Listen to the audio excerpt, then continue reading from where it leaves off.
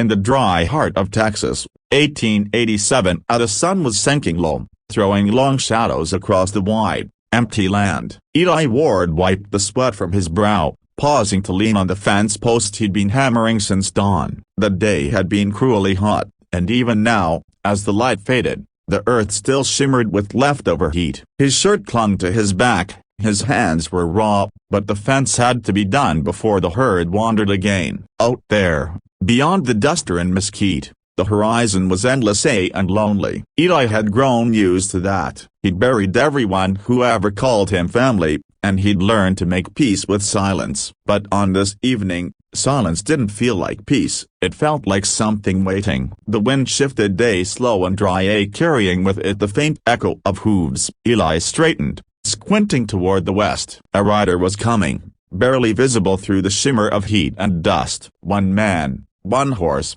moving steady and slow. Travelers weren't uncommon in those parts, but something about this one made Eli uneasy. He couldn't say why. Maybe it was how the dust didn't seem to touch him, or the way the air seemed to grow colder the closer the rider came. By the time the man stopped a dozen yards from the fence, Eli's hand had already drifted to the butt of his revolver. The stranger sat tall in the saddle, his coat black as tar, his face shadowed beneath a wide hat. His horse was just as dark, eyes glinting like two shards of onyx. For a long moment, neither man spoke, only the low creak of leather broke the stillness. Then Eli called out, his voice carrying across the empty field. "Even in," he said. "You lost?" The man lifted his head slightly, and though Eli couldn't see his full face, he caught the faintest curve of a smile, calm, polite, but cold in a way that set his nerves on edge.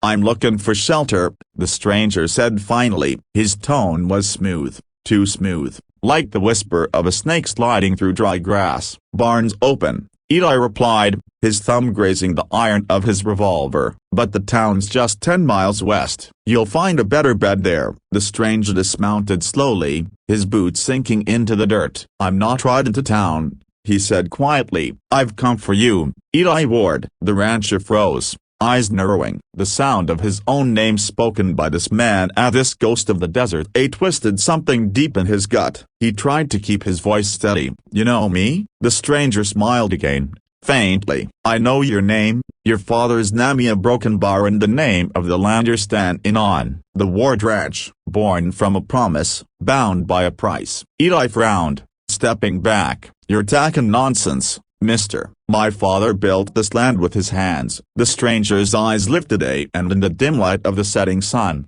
they glowed faintly red. Eli's breath caught. The air felt heavy now, thick with something unseen. The wind died completely. Even the crickets went silent. The world seemed to hold its breath. Then, without a sound, the man moved closer, one moment distant, the next standing within arm's reach. Eli hadn't seen him walk, he hadn't heard a step. The man leaned forward, voice dropping to a whisper that crawled down Eli's spine like ice. "Your family owes a debt," he said, "and tonight a broken bar it comes due." Eli's mouth went dry. His hand shot for his revolver, but the stranger caught his wrist with a grip like iron. Cold, unyielding, inhuman. "Let go," Eli hissed, struggling. But the stranger didn't flinch. His eyes gleamed brighter, and for a fleeting second, Eli saw something reflected in them, shapes writhing in fire, faces twisted in agony, souls reaching from a red inferno. He stumbled back, gasping. "Who are you?"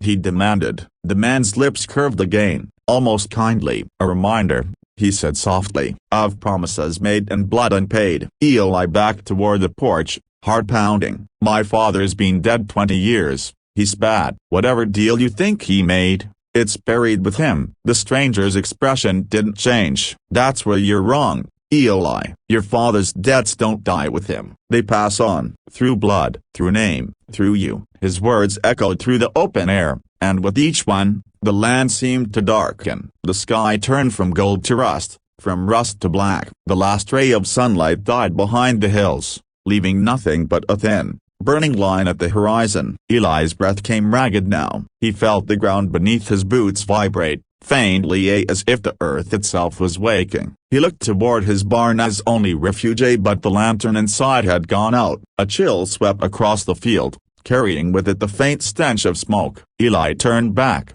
and the stranger was gone. Panic surged in his chest. He spun around, searching the shadows. "Show yourself," he barked. But the night only answered with silence. Then came the voice, close behind his ear, low and terrible. "I never left." Eli whipped around and found the stranger standing inches from him, eyes burning like coal. Eli stumbled backward, tripping over the porch step. His revolver slipped from his grip, landing uselessly in the dirt. The stranger didn't move to pick it up. He simply watched, calm and patient. "You've worked this land all your life," he said, "fought storms, droughts, thieves. But some things can't be fenced off, Eli. Some things come for what's sowed." Eli's mind raced. He tried to speak, but no words came. The stranger tilted his head. "Your father asked for a land that would never dry, for cattle that would never starve, and for gold that would never run out." Eli's heart pounded. He remembered the stories of how his father had gone out during the great drought,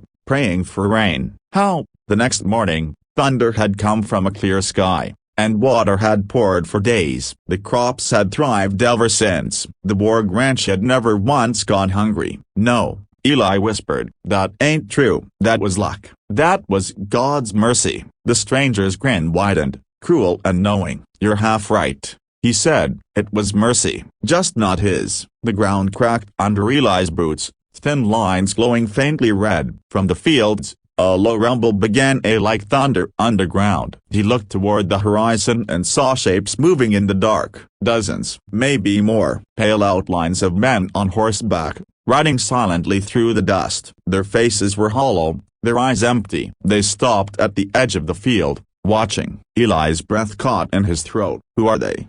he whispered. The stranger's voice dropped to a murmur. "Others who tried to run from their due." Eli's knees weakened. The earth beneath him pulsed once, like a heartbeat. The air was thick with heat now, glowing faintly red like the inside of a furnace. "Please see broken bar," Eli stammered. "If there's something you want, I can pay. I can make it right." The stranger's expression softened almost sadly. "There's no payment left to make, Eli Ward. Only collection." He reached out, resting a cold hand on Eli's shoulder. Eli flinched, but couldn't move. It felt like being rooted to the ground, trapped by the weight of something ancient. The devil lay, for that's what he was. Eli knew now. He leaned close, his breath colder than the night wind. "You'll see your father soon," he said. The world tilted, the heat vanished, the light died. Eli fell to his knees, whispering the last words that would never leave his lips. "Please see broken bar, just make it quick." The devil looked down, his eyes burning brighter for a moment before dimming to black. "Quick,"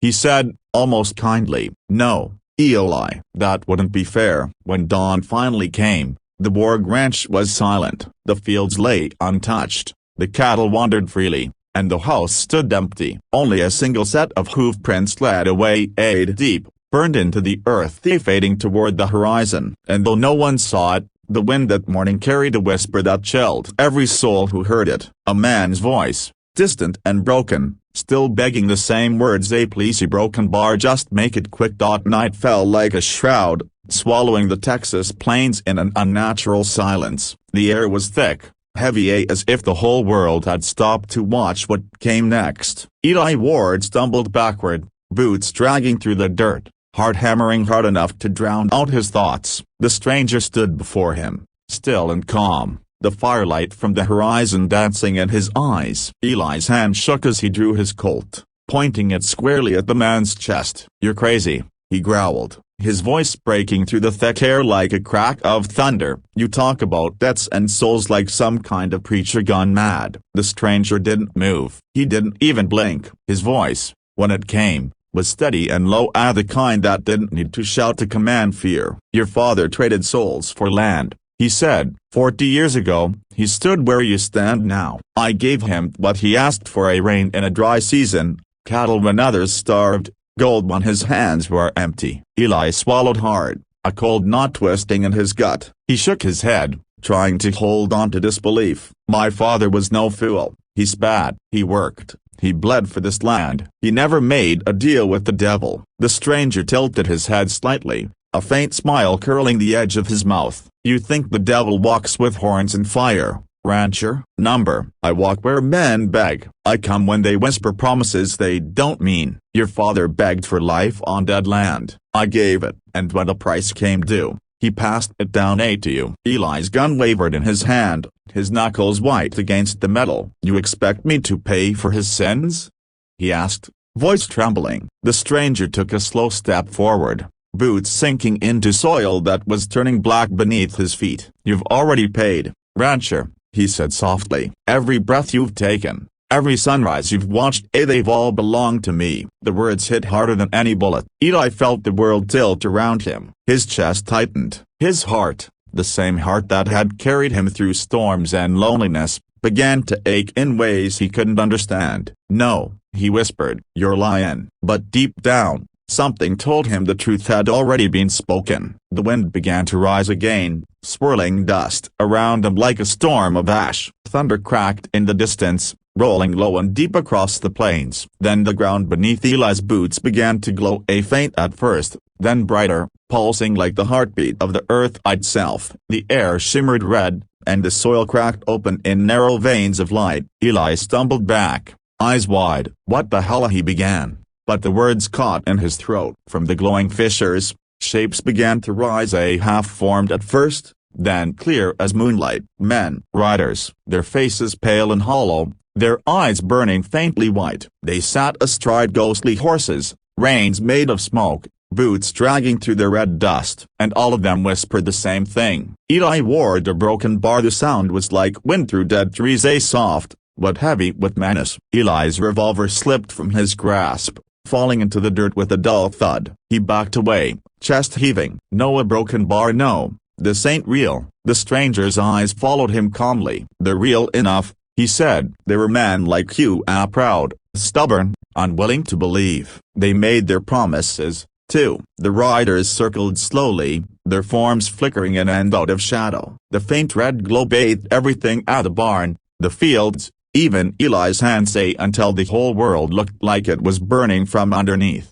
Eli dropped to his knees. His hands trembled, gripping the dirt like it could save him. Please see, broken bar, he stammered. I didn't ask for this. I didn't know. The stranger looked down at him, expression unreadable. Ignorance doesn't break a deal, he said. It only delays the reckoning. The words carried no anger, only cold finality. Eli raised his eyes, desperate now. There must be another way. Take the land, take the cattle, take whatever you want, just let me be. For a long moment, the devil said nothing. The wind roared, rattling the barn doors, but his voice cut through it all. I don't take things, Eli. I claimed what's already mine. His tone was gentle, almost regretful. Eli's breath came in ragged bursts. The pale riders drew closer, their whispering voices merging into a low hum that rattled his bones. Please see, broken bar, he said again, weaker this time. Just make it quick. The devil stepped forward, his boots leaving no prints in the dirt. He reached up, tipping his hat back slightly to reveal his face. He didn't look monstrous. He looked like any man you might pass on the road, except for the eyes, deep and endless, carrying the weight of eternity. Mercy ain't part of the deal, the devil said, his voice low enough to make the air tremble. He reached out a hand, resting it gently on Eli's shoulder. The touch was freezing cold, burning through the fabric of Eli's shirt. Eli gasped, eyes wide with terror as the world around him began to blur. The sky cracked open with a blinding flash of lightning, illuminating the riders in full, faces twisted in silent screams, their forms flickering between life and death. For a heartbeat, Eli saw his father among them, eyes hollow, reaching out as if to pull him in. Pa, broken bar, Eli whispered, his vision blurred with tears. Why? The old man's voice came faintly, like an echo from deep water. Forgive me, son, a broken bar, but forgiveness wasn't enough. The ground opened beneath them,